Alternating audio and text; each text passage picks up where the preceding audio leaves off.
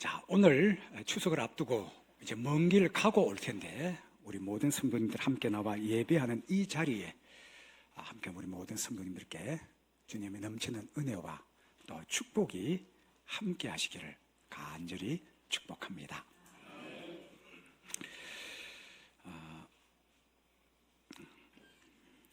오늘 말씀을 좀 간단하게 요약해서 말씀을 드리고자 합니다.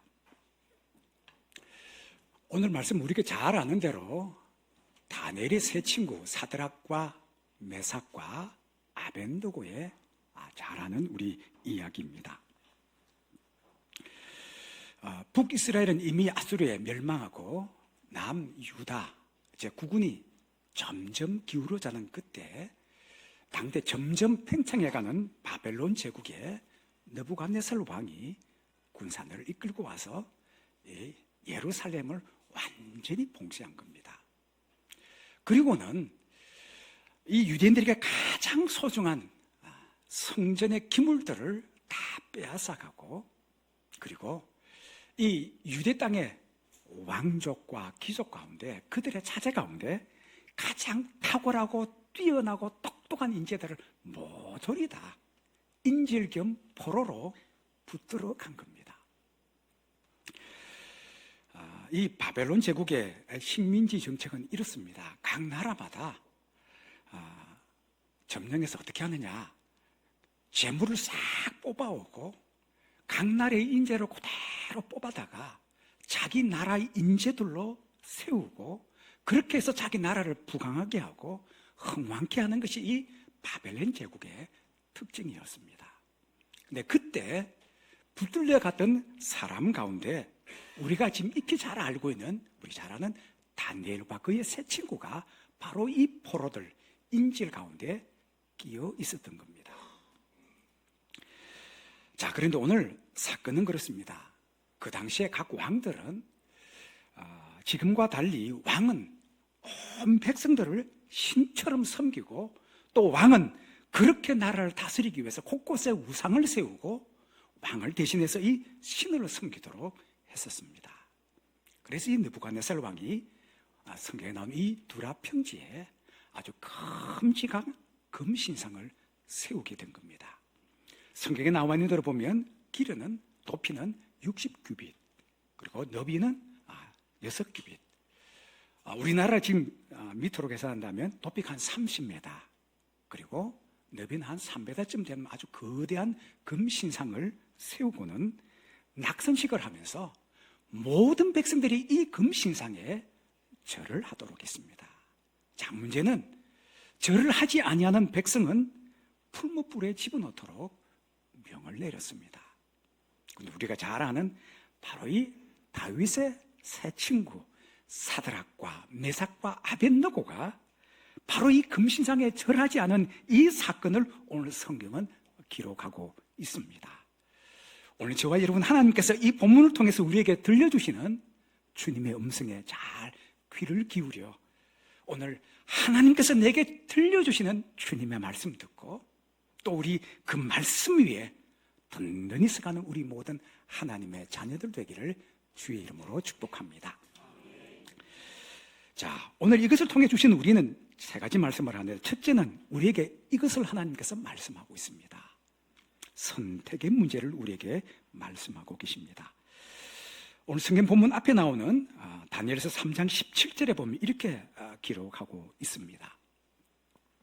왕이요, 우리가 섬기는 하나님이 계시다면 우리를 맹렬히 타는 풀무불 가운데서 능히 건져내시겠고 왕의 손에서도 건져내시리이다. 요약하면 이렇습니다.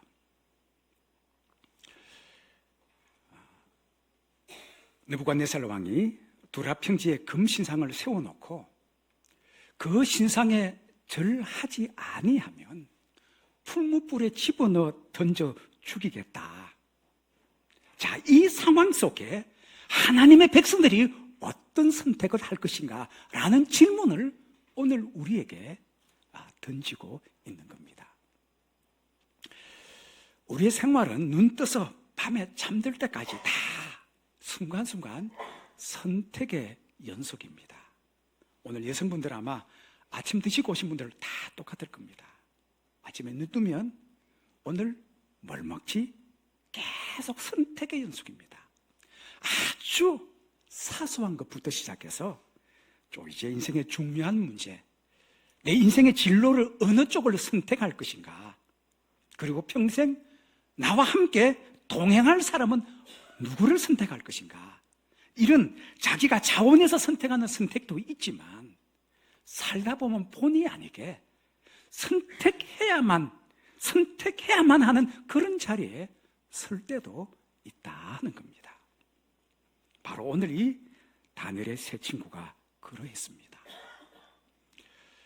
그냥 왕의 명령대로 그 신상에 절할 것인지, 아니면 그들이 신앙하는 여호와 하나님 때문에 그 신상 앞에 절하지 아니하고 기꺼이 왕의 명령대로 풀무불에 들어갈 것인지, 이 둘 중에 하나를 선택해야 되는 그런 자리에 서게 되었습니다. 여러분, 우리는 이미 역사적으로 이런 경험을 한번 가지고 있죠. 일제 강점기 때 한국교회는 일제로부터 참 모진 핍박과 박해를 받았습니다.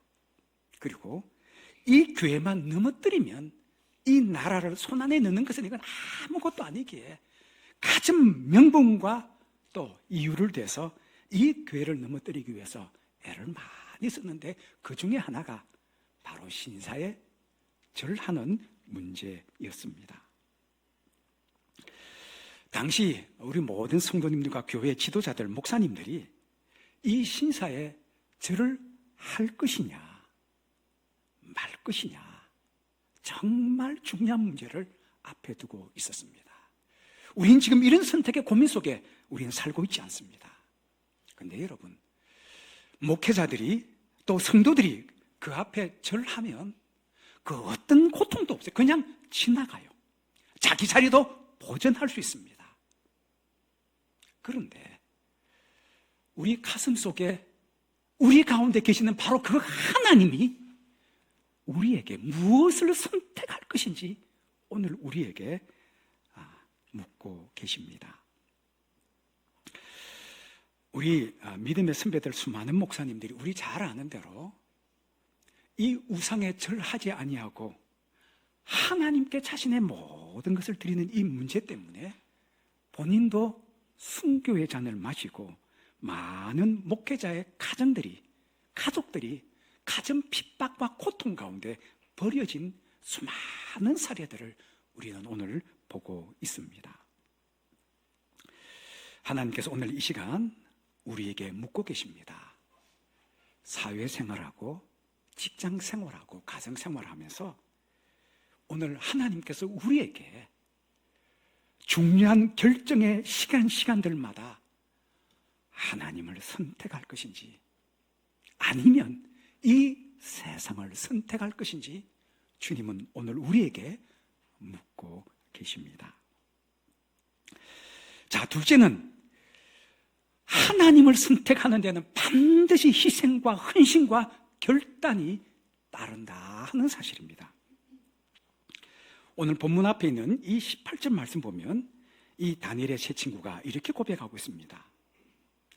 그렇게 하지 아니하실지라도 왕이요, 우리가 왕의 신들을 섬기지도 아니하고 왕이 세우신 그 금신상에게 절하지도 아니할 줄을 아옵소서. 다시 말하면 하나님께서 그 풍부불 가운데서 건져내시겠지만 만약에 그렇게 하지 아니하실지라도 왕의 신들에게 내가 절하지도 아니하고, 그리고 이 금신상에게 절하지 아니할 줄을 아옵소서. 죽으면 죽겠습니다. 하나님을 선택하는데 자신의 생명을 담보로 나는 하나님입니다 라고 고백하고 있는 이 다니엘의 세 친구의 모습을 보게 됩니다. 여러분, 우리 살다 보면 이런 경험합니다. 오늘 이 다니엘의 세 친구의 모습 보면 비록 바벨론 내신 포로로 붙들려 갔지만 나름대로 인정을 받아서 여러분 관리직에 서서 이 나라의 녹을 먹고 있는 안정된 자리에 딱 자리를 잡고 있을 바로 그때였습니다. 여러분, 신앙생활 하다 보면 참 재밌는 걸 발견합니다. 우리가 사회적으로, 경제적으로 좀 자리 잡고 편안할 때 되면 꼭 하나님께서 우리에게 이런 문제로 도전하신다는 사실입니다. 하나님을 선택할 것인지 세상의 법을 선택할 것인지. 왜냐? 바로 이것 때문입니다. 우리가 섰다고 생각할 바로 그때가 우리 인생의 가장 큰 위기라는 사실을 주님께서 우리에게 깨우쳐 주시기 때문입니다. 언젠가 인도네시아 수마트라 섬의 이 북부에 사는 바탁이라는 부족이 있습니다. 그 부족 가운데 한 크리스천이 이런 간증을 한 적이 있습니다. 여러 해 전에 한 선교사 부부가 이 수마트라 섬 그 가운데도 북부에 있는 이 바탁 쪽에 복음을 전하기 위해서 찾아왔다는 사실입니다. 그런데 참 놀라운 것은 바로 이 부족이 이 선교사가 들어오기 전에는 전부 다 무슬림이었고 기독교에는 호전적이었고 도전적이었습니다. 자, 그런데 주위에는 많은 목회자 동료들과 교회 성도들이 이 선교사님 부부를 말렸습니다. 목사님, 들어가시면 죽습니다. 반드시 죽습니다. 제발 가지 마십시오. 그런데 이 선교사님 부부는 그 마음속에 하나님의 부름이 있었기에 죽을 것을 각오하고 그 수마트라 섬 북부에는 이 바탕 쪽에 마을에 발을 디디게 된 겁니다. 그런데 이 선교사가 이 바탁 부족을 만난 그날 바로 촉장 앞에서 붙들려서 죽임을 당하고 그 몸이 다 토막 나서 죽었습니다. 그런데 이 선교사님의 토막 사건이 밖으로 전해지면서 놀라운 것은 또 다른 선교사님 부부가 하나님께서 주신 그 마음을 품고 내가 저곳에 다시 가서 내가 복음을 전해야 되겠다라는 마음을 주셨다는 사실입니다. 그리고 몇 해가 지나서 이 선교사님 부부 또한 순교를 각오하고 이 바탁 쪽에 또 들어갔습니다. 그런데 여러분, 참 놀라운 사건이 일어났습니다.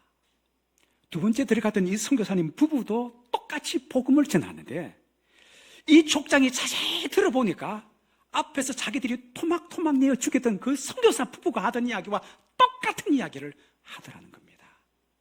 그래서 이 족장이 이 선교사 부부를 자기 집으로 불렀습니다.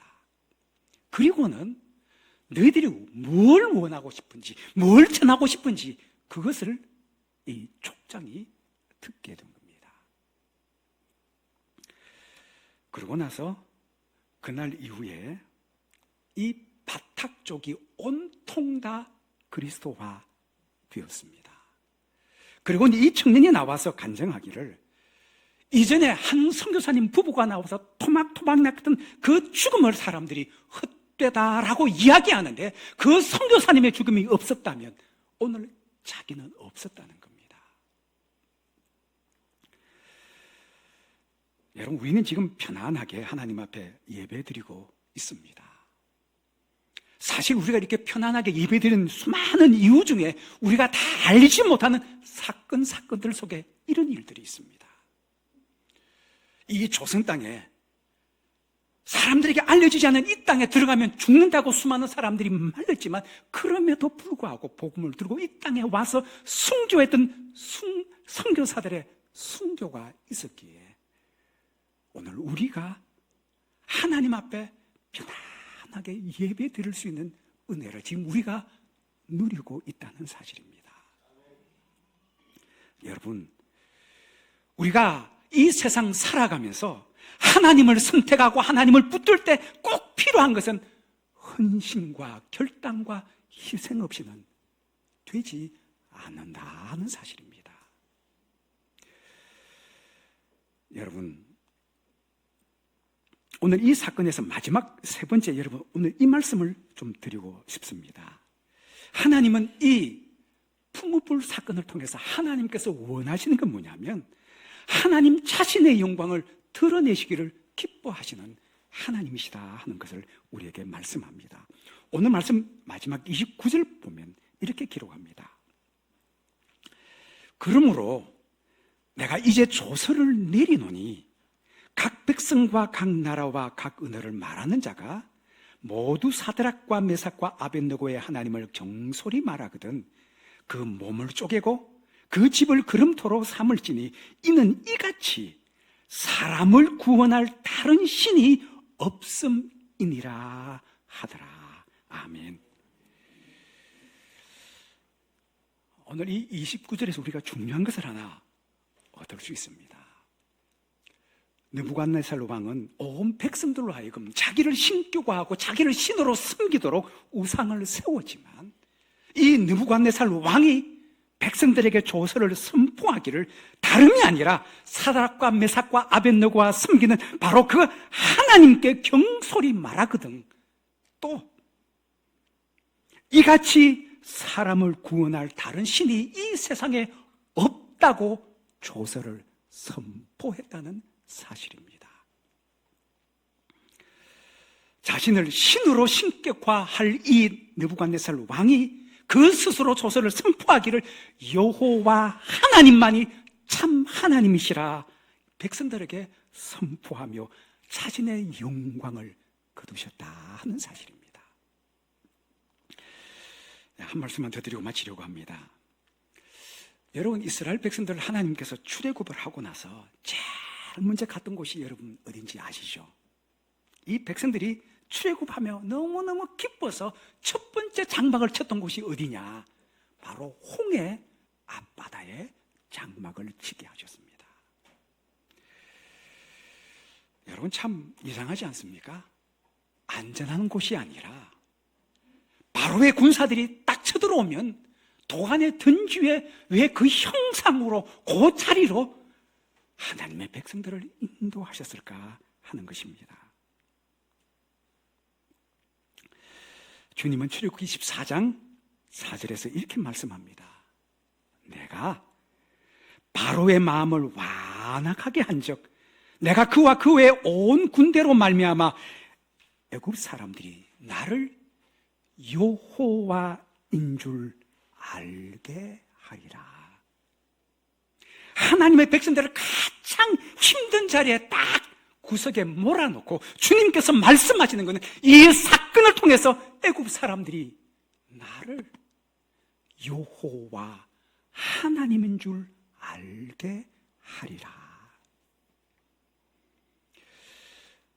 여러분, 하나님은 우리 하나님의 백성들에게 풀무불이라는 고통의 문제를 앞에 두고 계셨지만 하나님은 그 사건을 통해서 하나님의 이름이 드러나고 하나님의 영광을 거두신 살아계신 하나님이심을 오늘 우리에게 말씀하고 계십니다.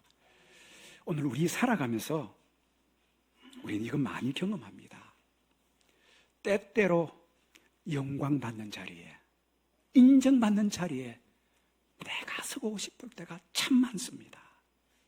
그런데 하나님은 오늘 이 풀무불 사건을 통해서 그 영광의 자리는 바로 내 자리임을, 그것을 통해서 살아계신 하나님이 계심을 이 백성들에게 알리고자 하는 그 깊은 교훈이 그 속에 있음을 우리에게 말씀하고 계십니다. 오늘 저와 여러분, 우리의 삶의 자리에서 하나님 우리로 하여금 하나님께 영광 돌리기를 오늘도 기뻐하시고 우리의 삶을 통해서 하나님께 찬양과 경배와 영광을 돌리는 우리 모두가 되시기를 주의 이름으로 축복합니다.